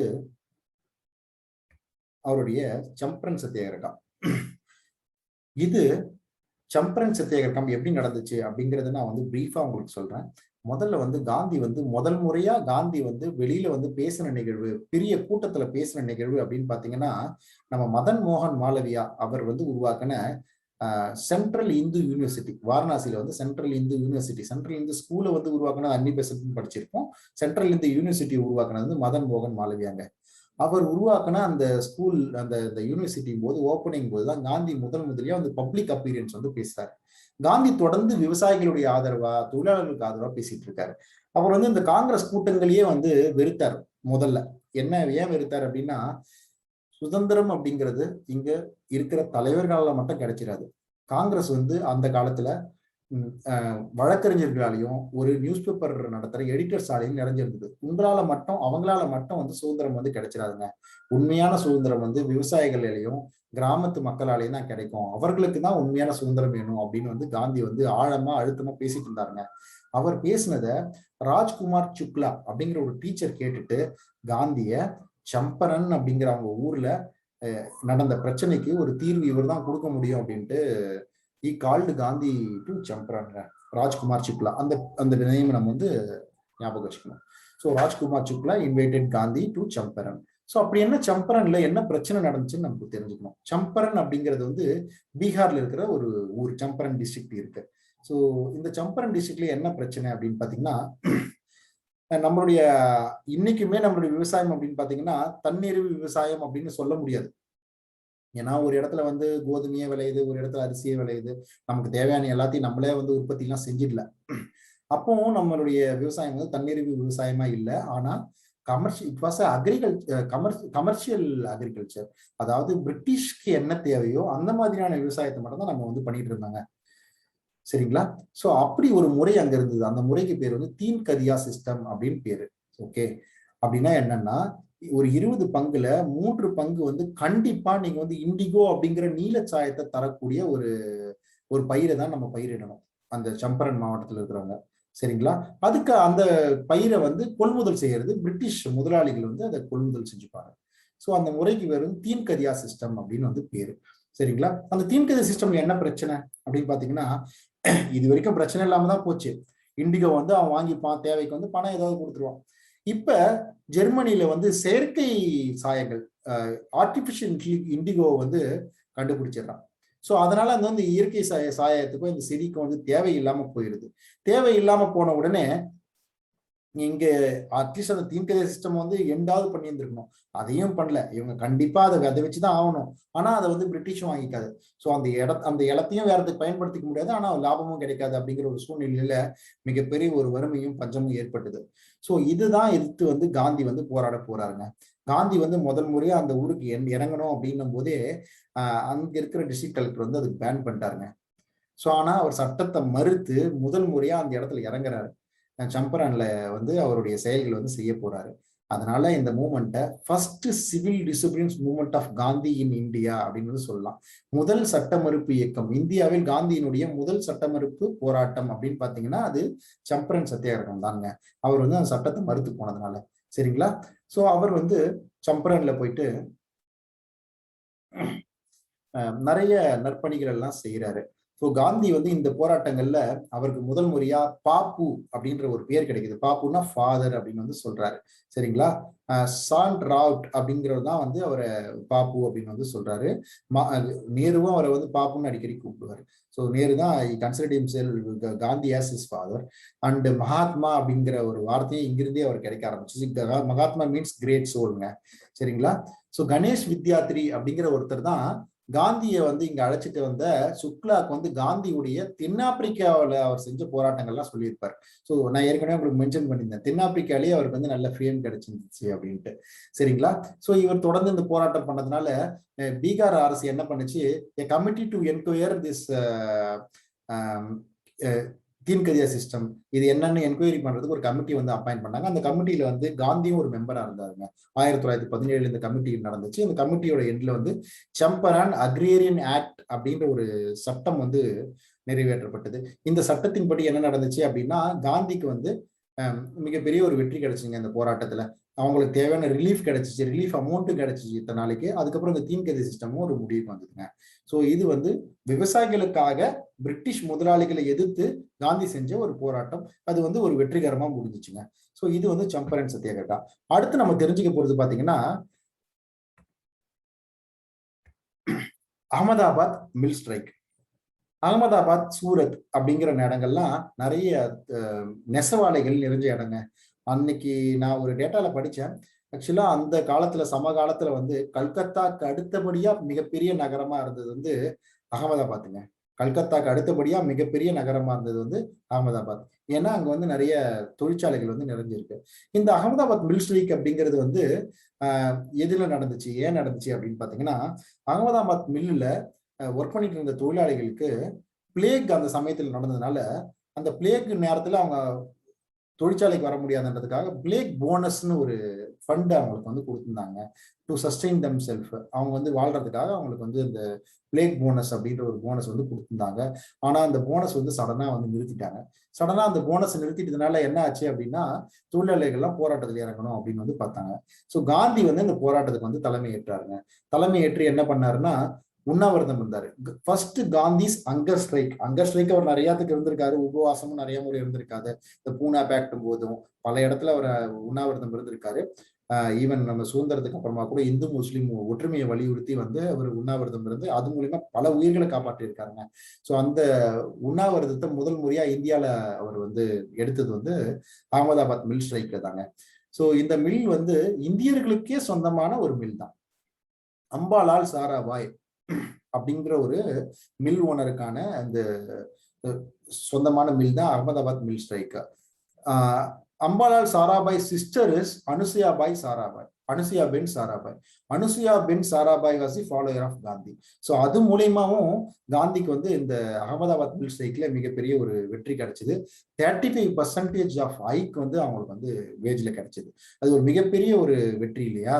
ஸோ அந்த காலத்துல வந்து போனஸ்க்கெல்லாம் நிறைய வந்து பிரச்சனை நடக்கும். உங்களுக்கு எல்லாம் தெரியும், இன்னைக்கு இருக்கிற தொழிலாளர் சட்டங்கள்ல பெரும்பான்மையான சட்டங்கள் factories act, industrial dispute act, employees compensation act, trade unions act, இது எல்லாமே வந்து பிரிட்டிஷ் பீரியட்ல போட்டதுதான். Factories act 1 1881, factories act 2 1872 1881. So இது எல்லாமே பிரிட்டிஷ் காலத்துல போட்ட ஒரு சட்டங்கள் தான். அப்போ வந்து ஒரு சம்பள உயர்வோ போனஸோ அதெல்லாம் வந்து சாதாரண விஷயம் இல்லைங்க. ஸோ அதை வந்து காந்தி வந்து பண்ணி கொடுத்தாரு. ஸோ இது வந்து ஒரு அமைதியான போராட்டமாகவும் இருந்துச்சு. ஸோ இதுல வந்து காந்தியோட வெற்றி வந்து இந்திய முதலாளிக்கு எதிராக ஒரு ஒரு தொழிலாளர்களுக்கான போராட்டம். முதல் போராட்டம் பாத்தீங்கன்னா விவசாயிகளுக்கான போராட்டம். யாரை எதிர்த்து? பிரிட்டிஷ் முதலாளிகளை எதிர்த்து. இது வந்து இந்திய முதலாளியை எதிர்த்து தொழிலாளர்களுக்கான போராட்டம். இப்படி ஒரு 2 முக்கியமான போராட்டத்தை வந்து காந்தி பண்றாருங்க. மூணாவது பாத்தீங்கன்னா காந்தியினுடைய முக்கியமான அடுத்த போராட்டம் பாத்தீங்கன்னா கேதா சத்தியாகிரகம் அப்படின்னு வந்து சொல்லலாம். அது என்ன கேதா சத்தியாகிரகம் அப்படின்னு பாத்தீங்கன்னா, குஜராத்ல கேதா அப்படிங்கிற ஒரு ஊர் இருக்குங்க. கேதாங்கிற மாவட்டம் இருக்கு. அந்த கேதாங்கிற மாவட்டத்துல ஒரு வறட்சி ஏற்பட்ட காலம். அந்த வறட்சி ஏற்பட்ட காலத்துக்கு அப்புறமும் அந்த டிஸ்ட்ரிக்ட் அட்மினிஸ்ட்ரேஷன் என்ன பண்ணுது அப்படின்னா, ரெவன்யூ வந்து டாக்ஸ் ரெவன்யூவை கலெக்ட் பண்ணுதுங்க. உங்களுக்கு எல்லாம் தெரியும், இந்த பர்மனன்ட் லேண்ட் ரெவன்யூ செட்டில்மெண்ட்ஸ் அப்படின்னு வந்து நம்ம படிச்சிருப்போம். அது என்ன? ஜமீன்தாரி முறை, ரயத்வாரி முறை, மஹல்வாரி முறை. ஜமீன்தாரி சிஸ்டம் அப்படின்னா என்னன்னா, ஒரு ஜமீன்தாரை ஒரு இன்டர்மீடியரியா வந்து கவர்மெண்ட் வந்து பிரிட்டிஷ் கவர்மெண்ட் அப்பாயிண்ட் பண்ணிடும். அந்த ஜமீன்தார் என்ன பண்ணுவாருன்னா வரியை வந்து வசூல் பண்ணி அரசுக்கு கொடுப்பாரு. ஸோ அந்த வரி வசூல் பார்த்தீங்கன்னா 10-11 பங்கு அரசு கொடுத்துடணும், மீதி ஒரு பங்கு ஜமீன்தார் எடுத்துக்கணும். ஆனா வந்து பழியெல்லாம் ஒரு பக்கம், பாவம் ஒரு பக்கம் அப்படிங்கிற மாதிரி. ஸோ ஜமீன்தார் தான் மக்களுக்கு வந்து நேரடி எதிரிகளா இருப்பாங்க. சரிங்களா? பாப்னா ரிவோல்ட்னு ஒரு ரிவோல்ட் நடக்கும். பாப்னா புரட்சின்னு ஒரு புரட்சி நடக்கும் பெங்கால்ல, விவசாய புரட்சி. அப்ப விவசாயிகள் என்ன மாதிரி கோஷம் போடுவாங்க அப்படின்னா, we want to be farmers of our majesty அப்படின்னு சொல்லுவாங்க. நான் வந்து பிரிட்டிஷ் அரசினுடைய விவசாயிகளா இருக்கணும் அப்படின்னு நினைக்கிறேன் அப்படின்ட்டு. அப்படி எல்லாத்தையும் சுரண்டிட்டு போறது வந்து பிரிட்டிஷ், ஆனா வந்து பேர் எடுக்கிறது வந்து ஜமீன்தார். அப்படி ஒரு பர்மனன்ட் லேண்ட் ஒரு சிஸ்டம் இருந்துச்சுங்க. அடுத்து வந்து ரயத் வாரி முறை. ரயட் அப்படிங்கிற வார்த்தைக்கு என்ன மீனிங் அப்படின்னு பாத்தீங்கன்னா விவசாயின்னு அர்த்தம். Ryot means farmer. So farmer கூடயே டைரக்டா வந்து அரசு வந்து டீல் வச்சு அவங்களுக்கே டாக்ஸ் வசூல் பண்ணா அது ரயத்வாரி சிஸ்டம்னு சொல்லுவாங்க. தமிழ்நாட்டுல எல்லாம் பெரும்பான்மையா ரயத்வாரி சிஸ்டம் தான் இருந்துச்சு. ஸோ இந்த நேரத்துல தான் நிறைய வட்டிக்கு விடுறவங்கலாம் நார்த்ல இருந்து வந்து தமிழ்நாட்டுல வந்து இந்த டாக்ஸ் பத்தாம இருக்கும்போது பணம் கொடுத்து பணம் வாங்கி இங்கே செட்டில் ஆயிட்டாங்க. அடுத்து வந்து மகள்வாரி சிஸ்டம்னு இன்னொரு பெர்மனன்ட் ரெவன்யூ சிஸ்டம். இது வந்து western part of India, Gujarat, Maharashtra. நான் அதனாலதான் இதை மென்ஷன் பண்றேன். மகள்வாரி அப்படின்னா மகள் அப்படின்னா வில்லேஜஸ்ன்னு அர்த்தங்க. ஒரு வில்லேஜ் கூடவே ஒரு ஒரு கிராமத்தினுடைய மொத்தமா வந்து அவங்க ஒப்பந்தம் போடுறது முறைக்கு வந்து டாக்ஸ் கலெக்ட் பண்றதுக்காக ஒப்பந்தம் போடுற முறைக்கு வந்து மகள்வாரி சிஸ்டம்னு பேருங்க. ஸோ இந்த மகள்வாரி சிஸ்டம் வந்து வெஸ்டர்ன் இந்தியால ஃபேமஸ். இப்படி பர்மனன்ட் லேண்ட் ரெவன்யூ வந்துட்டே இருக்கு. இதுல பயிர் பொழிச்சு போனாலும் கொடுக்கணும், அது பருவகாலம் மாறி போனாலும் கொடுக்கணும் அப்படிங்கிற ஒரு கட்டத்துல வந்து இந்த கேதால வந்து இப்போ பருவமழை தவிர்த்ததுனால அங்க வந்து விவசாயம் பொய்த்து போச்சு. இந்த நேரத்திலயும் வந்து வரி வசூல் வந்து கம்பல்சரியா தரணும் அப்படின்னு சொன்னதுனால சர்தார் வல்லபாய் பட்டேல் காந்தியினுடைய கைடன்ஸ் படி அவர் ஒரு பெரிய போராட்டத்துல இருந்தாரு. அதனால வந்து அந்த இந்த வரி வசூல் வந்து கொஞ்ச நாள் தள்ளி போய் குஜராத் சபா அப்படிங்கிற ஒரு அமைப்பும் இந்த இதுக்கு ஏற்பட்டதுனால ஸோ கொஞ்சம் கன்செஷன் வந்து அத்தாரிட்டிஸ் வந்து கொடுத்தாங்க. ஸோ அந்த கன்செஷன் கொடுத்தது வந்து காந்திக்கு வந்து மிகப்பெரிய ஒரு வெற்றியா வந்து அந்த குஜராத்ல வந்து பார்க்கப்பட்டதுங்க. ஏற்கனவே நம்ம பார்த்திருக்கோம் ஒரு வல்லபாய் பட்டேலுடைய மிகப்பெரிய ஒரு ஹோல்டா, அவருடைய ஏரியாவா இருந்தது வந்து கேதாங்க. சரிங்களா? Hero of Kheda Vallabhbhai Patel. So அந்த ஒரு பேஸை வந்து கொடுத்தது வந்து கேதா சத்தியாகிரகங்க. கேதா சத்தியாகிரகம் யாரை எதிர்த்து? பிரிட்டிஷ் அரசை எதிர்த்து இந்திய விவசாயிகளுக்கு சார்பாக. அப்போ முதல் போராட்டம் சம்பரான் போராட்டம் பிரிட்டிஷ் முதலாளியை எதிர்த்து, இரண்டாவது போராட்டம் இந்திய முதலாளியை எதிர்த்து, மூன்றாவது போராட்டமான கேதா சத்தியாகிரகம் வந்து பிரிட்டிஷ் அரசையே எதிர்த்து. முதல் போராட்டம் விவசாயிகளுக்கு ஆதரவானது, இரண்டாவது போராட்டம் தொழிலாளர்களுக்கானது, மூன்றாவது போராட்டம் விவசாயிகளுக்கு ஆதரவான போராட்டம். இந்த மூன்று போராட்டத்திலுமே காந்திக்கு வந்து மிகப்பெரிய ஒரு ஃபேமும் சக்சஸும் கிடைக்குது. ஸோ இந்த அனுபவங்களை காந்தி வந்து மிகப்பெரிய ஒரு தலைவரை உருவாக்குறதுக்காக பயன்படுத்திக்கிட்டாரு. சரிங்களா? ஸோ அது எப்படி வந்து மகாத்மாவா உருவானார் அப்படிங்கிறது அவருடைய எக்ஸ்பெரிமெண்ட்ஸ்ல வச்சு நம்ம தெரிஞ்சுப்போம். காந்தியன் எக்ஸ்பெரிமெண்ட்ஸ் அப்படின்னு பாத்தீங்கன்னா அவருடைய மாஸ் மூவ்மெண்ட்ஸ் தான் நான் எக்ஸ்பெரிமெண்ட்ஸ் அடிக்கடி சொல்றேன். அவருடைய மாஸ் மூவ்மெண்ட்ல ஒன்னு வந்து non cooperation movement of 1920, civil disobedience movement of 1930, quit India movement of 1942. இந்த மூணுத்தையும் தான் காந்தியன் எக்ஸ்பெரிமெண்ட்ஸ்ன்னு நான் சொல்லிட்டு இருக்கேன். அது என்ன நான் கோஆபரேஷன் மூவ்மெண்ட் 1920, இது காந்திக்கு என்ன கொடுத்தது? சிவில் டிசோபீடியன்ஸ் மூவ்மெண்டோட இம்பாக்ட் என்ன? குவிட் இந்தியா மூவ்மெண்ட்டுக்கான காரணம் என்ன? இந்த மூணுத்தையும் நம்ம புரிஞ்சிக்கும் போது காந்தியை வந்து நம்ம ஹோலா வந்து காந்திய போராட்டங்களை புரிஞ்சிக்க முடியும் அப்படிங்கிறது தாங்க. நான் கோஆபரேஷன் மூவ்மெண்ட் அப்படின்னு பாத்தீங்கன்னா 1920 உருவான ஒரு இயக்கங்க. இந்த நான் கோஆபரேஷன் மூவ்மெண்ட்க்கு என்ன காரணம் அப்படின்னு பாத்தீங்கன்னா நான் 3 காரணம் சொல்றேன். Punjab wrong, Montagu wrong, Khilafat wrong. இந்த 3 தவறுகளால நான் கோஆபரேஷன் மூவ்மெண்ட் வந்து உருவாச்சு. அது என்ன 3 தவறுகள்? பஞ்சாப் ராங்னு நான் என்ன சொல்றேன் அப்படின்னா ஜாலியன் வாலாபாக் மெசாக்கர். உங்களுக்கு எல்லாம் தெரியும் 1919 ஜாலியன் வாலாபாக்ங்கிற இடத்துல ஜெனரல் ஓ டயரோடைய தவறான அந்த துப்பாக்கிச்சூட உத்தரவு வந்து பல உயிர்களை வாங்கிருச்சு. இது இந்தியர்களை பிரிட்டிஷ்க்கு எதிராக இன்னும் தீவிரமா வந்து செயல்பட வந்து வச்சது இந்த பஞ்சாப் ராங்னு சொல்லப்படக்கூடிய ஜாலியன் வாலாபாக் படுகொலை. அடுத்து வந்து மாண்டேகு ராங் அப்படின்னா என்னன்னா 1917 1914 இருந்து 18 வரைக்கும் முதல் உலக போர்னு உங்களுக்கு தெரியும் இல்லைங்களா? இந்த 14 இருந்து 18 வரைக்கும் இருக்கிற காலகட்டத்துல 1916 ஆகஸ்ட்ல மாண்டேகு அப்படிங்கிற இந்தியாவுடைய ஒரு செக்ரட்டரி ஆஃப் ஸ்டேட் என்ன சொல்றாரு அப்படின்னா இந்தியாவுக்கு வந்து செல்ஃப் கவர்னன்ஸ் வந்து தருவோம் அப்படின்னு வந்து ஒரு டிக்ளரேஷன் வந்து கொடுக்குறாரு. அது வந்து ஆகஸ்ட் டிக்ளரேஷன் சொல்லுவாங்க, மாண்டேகு டிக்ளரேஷன் சொல்லுவாங்க. ஆனா இதை தொடர்ந்து வந்த இந்த போருக்கு பின்னாடி 1914 18 வரைக்கும் முதல் உலக போருக்கு பின்னாடி வந்த government of India act 1919 Montagu Chelmsford சீர்திருத்தம் படிச்சிருப்போம். இதுல வந்து செல்ஃப் கவர்னன்ஸ் கொடுக்குறேன்லாம் சொல்ல, இப்பதான் இன்டைரக்ட் எலெக்ஷன்ல இருந்து டைரக்ட் எலெக்ஷனுக்கே வராங்க 1920. ஸோ கொஞ்சம் ப்ராவின்சஸ்ல ரிசர்வ்டு சப்ஜெக்ட் டிரான்ஸ்ஃபர் சப்ஜெக்ட் டயாரிக்கி தான் கொடுத்துட்டு இருக்காங்க. ஸோ செல்ஃப் கவர்னன்ஸே இல்லை. அப்போ வந்து அவரும் போய் சொல்லிட்டாரு. ஸோ அந்த தாப்பு. So Punjab wrong, Montagu wrong. அடுத்து வந்து கிலாஃபத் ராங். கிலாஃபத் ராங் அப்படின்னு பாத்தீங்கன்னா 1914 18 வரைக்கும் முதல் உலக போர் நடக்குது. இதுல வந்து 2 அணிகளா வந்து போராடுறாங்கன்னு பார்த்தோம். முதல் அணியில வந்து ஒரு அணியில வந்து இங்கிலாந்து, பிரான்ஸ், ரஷ்யா இவங்கெல்லாம் இருந்தாங்க. அடுத்த அணியில் துருக்கி, ஆஸ்திரியா, ஹங்கேரிலாம் இருந்துச்சு. ஸோ இங்கிலாந்து வந்து துருக்கியை வந்து கைப்பற்றிட்டு துருக்கியில வந்து இருந்த முஸ்லிம் மத தலைவரா, உலக முஸ்லிம்களுக்கெல்லாம் தலைவரா பார்க்கப்பட்ட கலீஃபாக்களுடைய ஆட்சியை வந்து மாத்தி வேற ஒரு ஆட்சியை வந்து நிர்ணயிச்சதுனால கலீஃபாக்கள் வழித்தோன்றலான உலக முஸ்லிம்களுடைய சென்டிமெண்ட் இது அஃபெக்ட் பண்ணுச்சுங்க. அப்படி இந்தியாவில இருந்த முஸ்லிம்களோட சென்டிமெண்ட் அஃபெக்ட் பண்ணதுனால அவங்க ஒரு அலி பிரதர்ஸ், லியாகத் அலி, சவுகத் அலி அப்படிங்கிற ஒரு 2 பேரும் வந்து சேர்ந்து கிலாஃபத் இயக்கம் ஒரு இயக்கத்தை ஆரம்பிக்கிறாங்க. இந்த கிலாஃபத் இயக்கம் வந்து காந்தி எப்படி கருதுறாருன்னா, it is an opportunity that won't come even in 1000 years அப்படின்னு சொல்றாரு. 1000 ஆண்டுகள்ல கூட வர முடியாத ஒரு மிகப்பெரிய ஒரு ஆப்பர்ச்சுனிட்டி நமக்கு கிடைச்சிருக்கு அப்படின்னு இந்து முஸ்லீம் ஒற்றுமையை வந்து வலியுறுத்துறதுக்கான ஒரு காரணமா இந்த நான் கோஆபரேஷன் மூவ்மெண்ட் பயன்படுத்தணும் அப்படின்னு சொல்லி கல்கத்தால நடந்த ஐஎன்சி மாநாடுல இந்த நான் கோஆபரேஷன் மூவ்மெண்ட்டுக்கு வந்து ஒப்புதல் வாங்குறாங்க. ஸோ இந்த ஒத்துழையாமைக்கிறதுக்கு காரணம் என்னன்னு பாத்தீங்கன்னா Punjab wrong, Montagu wrong, Khilafat wrong மூன்றுமே வந்து அரசியல் காரணம் தான். இந்த ஒத்துழையாமை இயக்கத்துக்கான காரணங்கள்னு பாத்தீங்கன்னா அரசியல் காரணங்கள் தான். பின்னாடி சிவில் டிசோபீடியன்ஸ் மூவ்மெண்ட்டுக்கு என்ன காரணம் அப்படின்னு பாத்தீங்கன்னா பொருளாதார காரணங்கள். நான் அதை பின்னாடி சொல்றேன். சரிங்களா? இந்த நான் கோஆபரேஷன் மூவ்மெண்ட்ல வந்து என்ன நடந்துச்சு அப்படின்னு பாத்தீங்கன்னா, நான் கோஆபரேஷன் மூவ்மெண்ட் வந்து மிகப்பெரிய ஒரு மாஸ் மூவ்மெண்டா இருந்தது. அது பெருந்திரளான மக்கள்கள் பங்கேற்ற ஒரு இயக்கமா இருந்ததுன்னு பாத்தீங்கன்னா இந்தியால வந்து ஒத்துழையாமை இயக்கம் தான். காந்தி வந்து சொல்லாத விஷயங்கள் எல்லாம் மக்கள் செஞ்சாங்க. உதாரணமா பாத்தீங்கன்னா நம்ம தமிழ்நாட்டுல போடி நாயக்கனூர்ல பிக்கெட்டிங் ஆஃப் லிக்வர் ஷாப், கள்ளுக்கடை மறியல் வந்து தமிழக பெண்கள் செஞ்சாங்க. இதெல்லாம் காந்தியோட அஜெண்டாலே இல்லை. சோ அந்த விஷயத்தெல்லாம் வந்து மக்கள் வந்து செஞ்சாங்க. இதுல வந்து பெண்கள் சிரலா பரலா அப்படின்ட்டு வந்து அந்த பெண்கள் பங்கேற்றாங்கன்னு சொன்னேன். இதுல போடி நாயக்கனூர்ல சிரலா பரல வந்து ட்ரைப்ஸ் பங்கேற்றாங்க, மோப்லாஸ் முஸ்லிம்ஸ் வந்து பங்கேற்றாங்க. ஸோ இந்துக்கள், முஸ்லிம்கள், பழங்குடியினர், பெண்கள் எல்லா விதமான மக்களும் பங்கேற்ற ஒரு இயக்கம்னு பாத்தீங்கன்னா இந்த ஒத்துழையாமை இயக்கம் தான். இது வந்து massest movement in history of India. So இப்படி வந்து ஒரு பெரிய கேதரிங், பெரிய மக்கள்.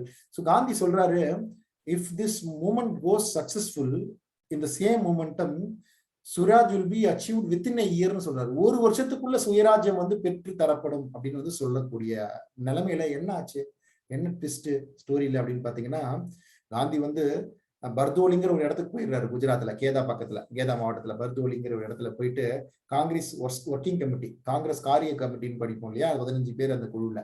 அந்த காங்கிரஸ் காரிய கமிட்டி மூலியமா இந்த போராட்டத்தை அடுத்த கட்டத்துக்கு எடுத்துட்டு போவோம் அப்படின்ற உட்கார்ந்து இருக்கும் போது உத்தரப்பிரதேசத்துல சௌரி சௌரா அப்படிங்கிற ஒரு இடத்துல ஒரு கலவரம் நடக்குதுங்க.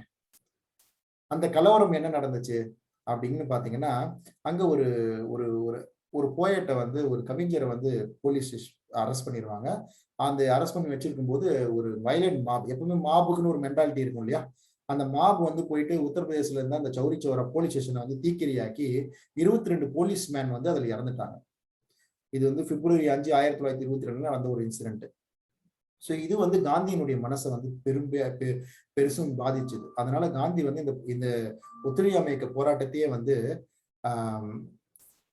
ஒத்துழையாமை இயக்க போராட்டத்தையே வித்ட்ரா பண்ணிட்டார். ஒத்துழையாமை இயக்க போராட்டத்தையே வித்ட்ரா பண்ணிட்டாரு. பர்தோலிங்கிற ஒரு இடத்துல இருந்து இந்த போராட்டத்தை விலக்கி கொண்டதுனால இந்த நிகழ்வுக்கு பர்தோலி ரிட்ரீட், பர்தோலி திரும்ப பெறுதல் அப்படின்னு வந்து இந்த நிகழ்வையே சொல்லுவாங்க. சரிங்களா? இதுக்கு காந்தி என்ன காரணம் சொன்னாரு அப்படின்னா, மக்கள் இன்னும் அகிம்சை போராட்டத்திற்கு தயாராகவில்லை அப்படின்னு வந்து சொன்னாரு. People were not ready for the satyagrahic movement through ahimsa அப்படின்னு வந்து காந்தி வந்து சொல்றாரு. சரிங்களா? ஆனா இந்த மூவ்மெண்டோட விளைவுன்னு பாத்தீங்கன்னா பெரிய அளவில் விளைவுங்க. சாதகமாகவும் பாதகமாகவும் பல விளைவுகளை வந்து இது உருவாக்குச்சுங்க. ஒண்ணு, இந்த இயக்கம் வந்து காங்கிரஸ தனி பெரும்பான்மையுள்ள கட்சியா, this movement establish popularity of Congress party among the people of இந்தியாங்க. 1920 நம்ம திலக்ன்ற பாலகங்காதர் திலக் வந்து இறந்துடுறாருங்க. பாலகங்காதர் திலக் இறங்கும் போது காந்தியோட ஐடியால திலக் ஸ்வராஜ் ஃபண்ட் அப்படின்னு ஒரு சுயராஜ்ய நிதி, திலக் ஸ்வராஜ் ஃபண்டுன்னு ஒரு ஃபண்ட் வசூல் பண்றாங்க. தட் மீன்ஸ் வந்து 4 அணாவா ஒரு முன்னாடிலாம் கட்சியில மெம்பரா இருக்கணும்னா மக்கள் வந்து பணம் கொடுத்து வந்து மெம்பரா இருக்கணும். இப்போ வந்து கட்சி பணம் கொடுக்குது, அதை விட்டுருவோம். ஸோ மக்கள் வந்து பணம் கொடுத்து மெம்பரா இருக்கணும். அப்படி வந்து இந்த காங்கிரஸ் கட்சியில நிறைய பணம் இருந்தது. அது 4 அணா 25 பைசாவா வந்து அதை அந்த மெம்பர்ஷிப் காசை குறைச்சு திலக் திலக் இறந்த உடனே அந்த ஸ்வராஜ் ஃபண்ட் வசூல் பண்றாரு. அப்படி வசூல் பண்ண 4 அணா வசூல் பண்ண பணம் மட்டுமே 4 கோடி ரூபாய்க்கு வசூலாச்சு அப்படின்னு சொல்றாங்க. ஸோ அந்த நேரத்துல வந்து அதெல்லாம் சக்கரா வாங்குறதுக்கு மற்றதெல்லாம் வந்து காந்தி வந்து மக்களுக்கு ஹெல்ப் பண்ணி மிகப்பெரிய ஒரு பாப்புலாரிட்டி வந்து கொடுத்ததுங்க காங்கிரஸ் பார்ட்டிக்கு இந்த நான் கோஆபரேஷன் மூவ்மெண்ட். அது ரொம்ப ரொம்ப முக்கியங்க. ரெண்டாவது வந்து கம்யூனல் ஹார்மனி ஆஃப் இந்தியாவை வந்து பிரிட்டிஷும் உணரும்படி தெரிஞ்சது. ஸோ இந்துக்களும் முஸ்லிம்களும் ஒன்னா இணைந்து கூட ஒரு போராட்டத்தை செய்ய முடியும் அப்படிங்கிற ஒரு விஷயத்த வந்து சொன்னது வந்து இந்த நான் கோஆபரேஷன் மூவ்மெண்ட். மூணாவதா பாத்தீங்கன்னா இந்த நான் கோஆபரேஷன் மூவ்மெண்ட்ல சௌரி சௌரால பர்தோலி ரிட்ரீட்டை வந்து பெரும்பான்மையான தலைவர்கள் விரும்பலங்க. இது காந்தி தன்னிச்சையே எடுத்த முடிவு அப்படின்னு சில தலைவர்கள் கருதுனாங்க.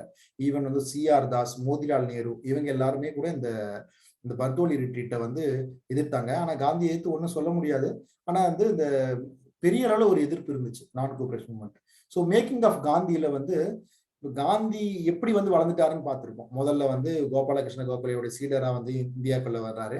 இப்போ வரும்போது காந்தி வந்து காங்கிரஸ்ல வந்து ஒரு தவிர்க்க முடியாத ஒரு நபரா வந்து ஆகுறாரு. உங்களுக்கு ஒரு ஒரு ஃபேக்ட் தெரியும்னு நினைக்கிறேன்.